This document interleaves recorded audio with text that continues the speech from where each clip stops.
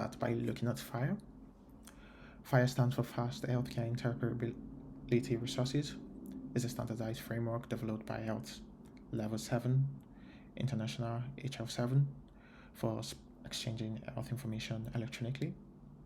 It is designed for improving interoperability and data exchange among different healthcare systems, making it easier for healthcare providers, patients, and other stakeholders to share and access health-related data securely. It focuses on ease of implementation, using modern standards like RESTful APIs, JSON for data representation, and making it more developer-friendly.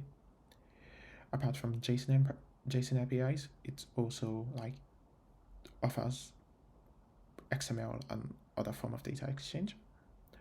FHIR core principle emphasizes on simplicity, scalability, extensibility, making it suitable for a wide range of application in the healthcare industry.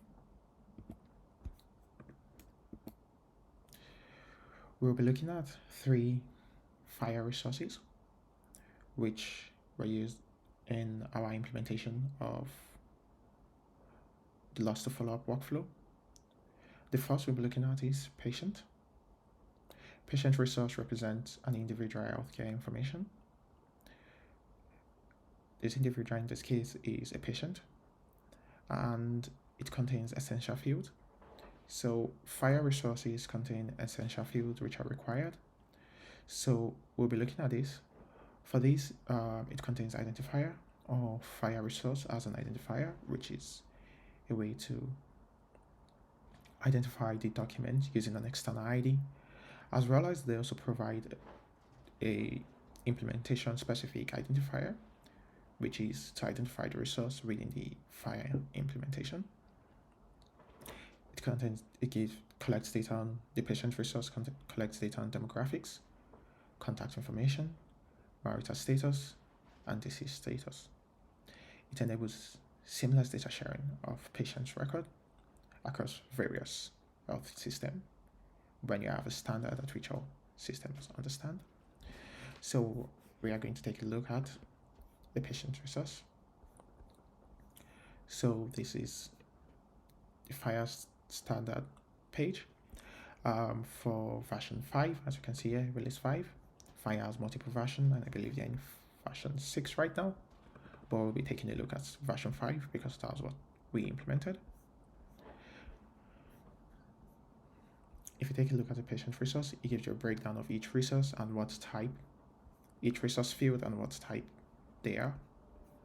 The identifier is an array of identifiers, which is a data type unique to FHIR. And we could look at the birth date and the deceased date, which is Boolean and a date and time. You could go through the remaining fields of the patient resource if you want, but this is just an overview on where to find it. Yeah. Now we're going to move on to subscription. A subscription resource enables real-time notification between systems for updates to specific healthcare resource, improving data exchange and care coordination. The way subscription works is a requesting system or an external system get to listen to changes that happen in FHIR to specific documents and respond to the changes when the event happens. It's some form of pub/sub whereby FHIR publishes an event to a subscriber, which is most likely an external system. So, like the patient, there are essential fields in this document. Something to point out about FHIR is FHIR try to make the document as flexible as possible, so very few fields are actually required, but most of them are available for you to use if it fits your use case. So for this, we have the status, which indicates the current subscription state. Active and requested. We have a criteria, which defines triggers for the subscription. We have channel, which describes delivery method, which is email, SMS, or RESTful API.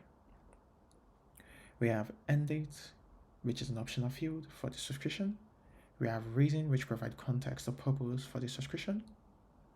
We have an error, which contains relevant details in case of subscription errors.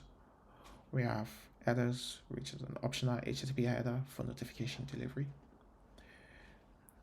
Like the patient resource, you could follow the link to find the resource if you want to. Now we have the encounter. The encounter resource represents a patient clinical interaction or an event with an healthcare provider or system, facilitating efficient data exchange for improved healthcare. In our use case in the application, we used encounter to trigger subscriptions. The essential part of an encounter resource is the status. This indicates the current status of the encounter. Here are some of the fields it could be set to: planned, arrived, in progress, and finished. Class defines the class of an encounter: outpatient, emergency, or inpatient. Type specifies the specific type of the encounter: ambulatory, home visit, or virtual. Subject, the patient associated with the encounter. This is a link to the patient resource. Period, start and end time of the encounter, providing the duration of the interaction. Participant, details of individuals or organization involved in the encounter. Please note that for a single encounter, you could have more than one participant involved. Then other needed fields are reason and diagnosis. I'm not going to be covering those two, but you can find them, like the previous one, in the FHIR resource, which has been linked.